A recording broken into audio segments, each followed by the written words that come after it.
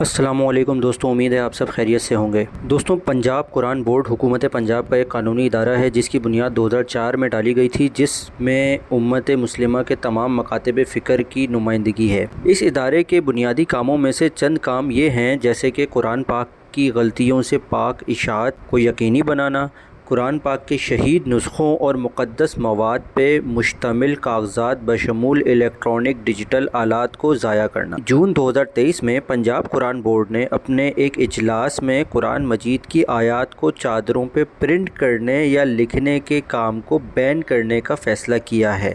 یہ فیصلہ پنجاب قرآن بورڈ کے 91ویں اجلاس میں ہوا، جس کی صدارت قاری حفیظ جالندھری کر رہے تھے۔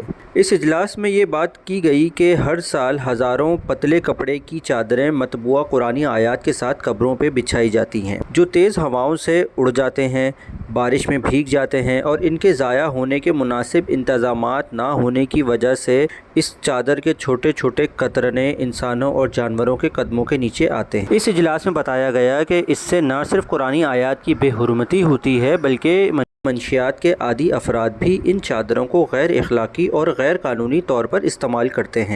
قرآن پبلشرز ایسوسی ایشن نے بھی اس فیصلے کی حمایت کری اور حکومت پر زور دیا کہ وہ متعلقہ حکام اور محکموں کو ہدایت جاری کر کے اس پابندی کو نافذ کریں، اور علماء طویل عرصے سے اس پابندی کی وکالت کرتے رہے ہیں اور اس پابندی کی حمایت میں متعدد احکام اور سفارشات جاری کیے گئے ہیں۔ خاص طور پر اسلامی نظریاتی کونسل نے اس اقدام کے لیے اپنی توثیق فراہم کی ہے۔ دوستوں، ہم امید کرتے ہیں کہ آپ نے اس ویڈیو کو مکمل دیکھا اور اس کے بعد اس بات کو سمجھا کہ اس طرح کی چادروں کا استعمال نہیں کرنا چاہیے۔ حکومت اس پہ پابندی لگائے نہ لگائے، لیکن اگر ہم اس طرح کے کسی بھی کام میں ملوث ہیں تو ہم ثواب کے بجائے گناہ کی طرف جا رہے ہیں، کیونکہ اس سے قرآن کی بے ادبی ہو رہی ہے۔ ایک نہ ایک دن اس چادر نے ضائع ہونا ہے جس کی کوئی دیکھ بھال کرنے والا نہیں ہے۔